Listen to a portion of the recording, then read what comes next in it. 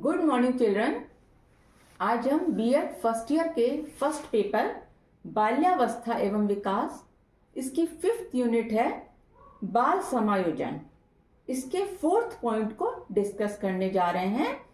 ये पॉइंट है बालक के मानसिक स्वास्थ्य को उन्नत करने के उपाय। देखिए, आज के वर्तमान समय में मानसिक स्वास्थ्य बहुत महत्वपूर्ण हो गया है। पहले भी बहुत महत्वपूर्ण था, लेकिन आज की वर्तमान परिस्थितियों को देखते हुए शारीरिक स्वास्थ्य के साथ साथ मानसिक स्वास्थ्य अच्छा होना अत्यंत आवश्यक है। जब हमारा मानसिक स्वास्थ्य अच्छा होगा तभी हम अपने दिन प्रतिदिन के कार्यों को सही प्रकार से कर सकेंगे और हम जिस भी फील्ड में काम कर रहे हैं उसमें हम अपना बेस्ट दे सकेंगे। इसके लिए बहुत जरूरी है कि हमारा मानसिक स्वास्थ्य अच्छा हो। अब हम यहाँ बात कर रहे हैं बालक की, कि बालक के मानसिक स्वास्थ्य को उन्नत करने के या उसके मानसिक स्वास्थ्य को इम्प्रूव करने के लिए हम क्या क्या कर सकते हैं। अब यहाँ पर हम बात करते हैं उसके मानसिक स्वास्थ्य के लिए। चूंकि बालक की शुरुआत कहाँ से हो रही है? उसके परिवार से।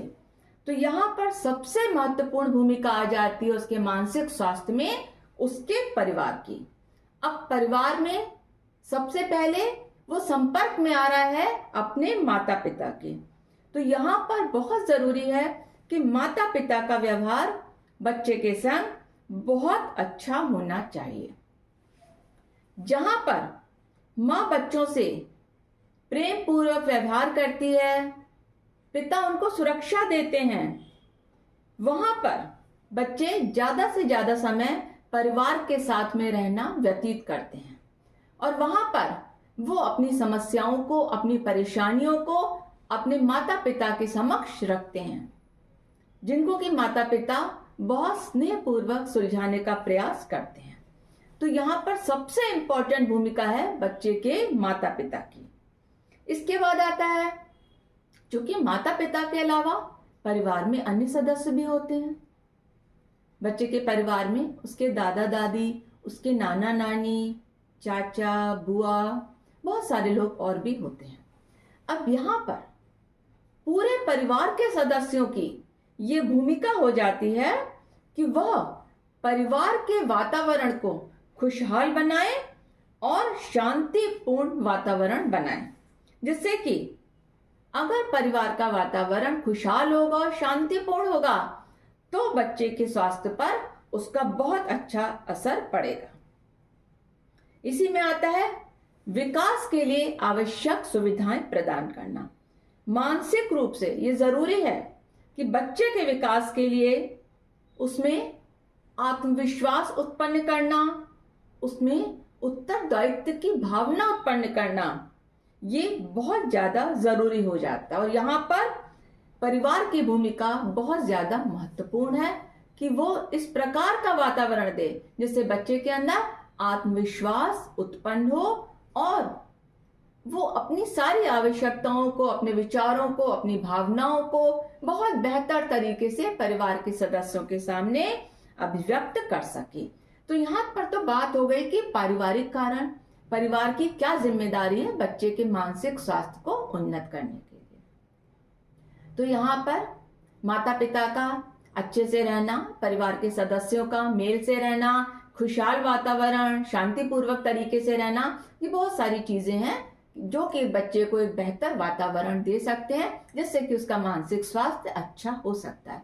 इसके बाद जब बच्चा कदम रखता है विद्यालय में, तो यहाँ पर विद्यालय के लिए बहुत जरूरी है कि विद्यालय का वातावरण बहुत अच्छा होना चाहिए, क्योंकि विद्यालय का प्रभाव बच्चे के शारीरिक और मानसिक स्वास्थ्य पर पड़ता है। विद्यालय में अच्छा वातावरण, विद्यालय में अनुशासन, अगर विद्यालय में अनुशासन होगा तभी बच्चा आत्म अनुशासन भी सीख सकता है। विद्यालय में किसी भी प्रकार का पक्षपातपूर्ण व्यवहार नहीं होना चाहिए बालक के साथ। विद्यालय का स्वस्थ वातावरण होना चाहिए। यहाँ पर भी बालक को इतना मौका मिलना चाहिए कि वो शिक्षक के समक्ष अपने विचारों को अभिव्यक्त कर सके। शिक्षकों का स्नेहपूर्ण व्यवहार बालकों के प्रति अत्यंत आवश्यक है।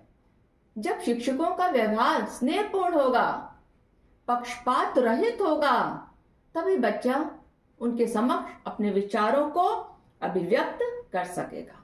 विद्यालय बच्चे को शिक्षा देता है एक अच्छा नागरिक बनने की।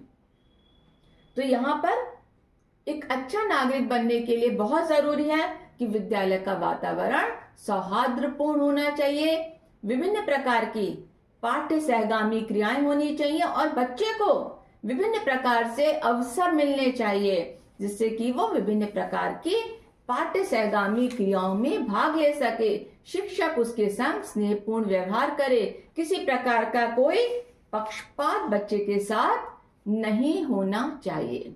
शिक्षक की नजर में सारे बच्चे एक समान होने चाहिए। तो यहाँ पर तो बात हो गई कि परिवार की क्या भूमिका है और शिक्षक की क्या भूमिका है। अब हम बात करते हैं कि बालक के मानसिक स्वास्थ्य में एक अलग से हम बात कर रहे हैं। माता पिता, शिक्षक और साथी समूह ये किस प्रकार से अपनी महत्वपूर्ण भूमिकाएं अदा कर रहे हैं। अब केवल अगर हम माता पिता की यहां पर बात कर रहे हैं तो माता पिता के लिए बहुत जरूरी है कि बच्चे की असफलताओं के प्रति उनका दृष्टिकोण हमेशा सकारात्मक होना चाहिए। अगर बच्चा असफल हुआ है तो माता पिता को उसके संग अच्छे से व्यवहार करना चाहिए। उसको कभी भी उसके समक्ष नकारात्मक शब्दों का प्रयोग नहीं करना चाहिए। और माता पिता के लिए बहुत जरूरी है कि वो बच्चे के मानसिक स्वास्थ्य पर ध्यान दें और उसके प्रति उसके अंदर किसी तरह का उसको कोई दबाव ना दें। किसी भी परीक्षा के लिए, किसी प्रतियोगी परीक्षा के लिए बच्चे के ऊपर दबाव ना डालें। बच्चे को उचित प्रकार से नैतिक शिक्षा दें। बच्चे में नैतिक मूल्यों का विकास करना बहुत ज्यादा जरूरी है। वर्तमान में सबसे बड़ी समस्या क्या हो रही है कि हमारी जो पीढ़ी है इसके लिए नैतिकता अत्यंत आवश्यक हो गई है। लेकिन नैतिकता, जैसा कि मैंने पहले भी बताया हुआ है, कि केवल समझाने से नहीं होगी। हमें बच्चे के समक्ष नैतिक आदर्श प्रस्तुत करने होंगे। अब हम बात करते हैं अगर शिक्षक की, तो शिक्षक के लिए बहुत जरूरी है कि वह अपनी शिक्षण विधियों को नए नए तरीके अपनाए। शिक्षण विधियों में नई नई शिक्षण तकनीकियों का प्रयोग करे, कक्षा को रुचिकर बनाए जिससे कि बच्चे का मन करे शिक्षक की क्लास में जाने का, और हमेशा बच्चे को प्रोत्साहित करे। उसके संग कभी भी दमनात्मक व्यवहार ना करे। अगर बच्चे के अंदर कोई जिज्ञासा है तो उस जिज्ञासा को शांत करना शिक्षक का पहला कर्तव्य है। इसके बाद बच्चे को, अगर कोई भी बच्चा अगर गलत संगत में है तो वहां पर शिक्षक का कर्तव्य हो जाता है कि वो माता पिता के साथ मिलकर के बच्चे की उचित प्रकार से देखभाल करे और उसको किस प्रकार से सही दिशा दिखानी है, यहां पर भी शिक्षक की महत्वपूर्ण भूमिका हो जाती है। इसके अतिरिक्त स्वतंत्रता, स्वशासन स्थापित करना, पाठ्यचर्या में उचित सुधार लाना, गृह कार्य ठीक प्रकार से करना, गृह कार्य ना करने पर बालक को दंडित नहीं करना है।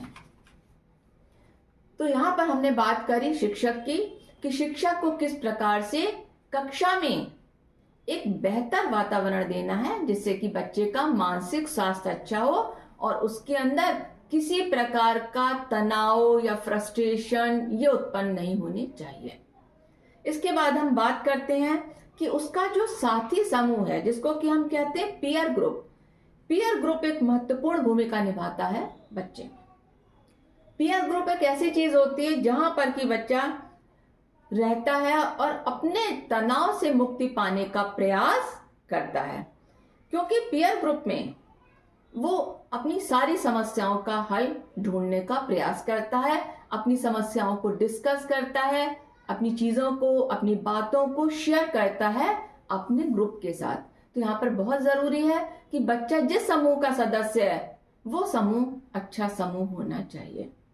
इसके बाद बच्चे के अंदर वो जिस भी समूह में रह रहा है वहां पर उसके अंदर कल्पना शक्ति, तार्किक क्षमता का विकास होना चाहिए, क्योंकि बच्चा तार्किक क्षमता का विकास तभी कर पाएगा जब वो अच्छे समूह का सदस्य होगा और उसके अंदर तर्क वितर्क करने की, उस समूह में तर्क वितर्क करने की अनुमति होगी। वो चिंतन करेगा, वाद विवाद करेगा, अपनी भावनाओं को अभिव्यक्त करेगा, सही गलत की पहचान करेगा।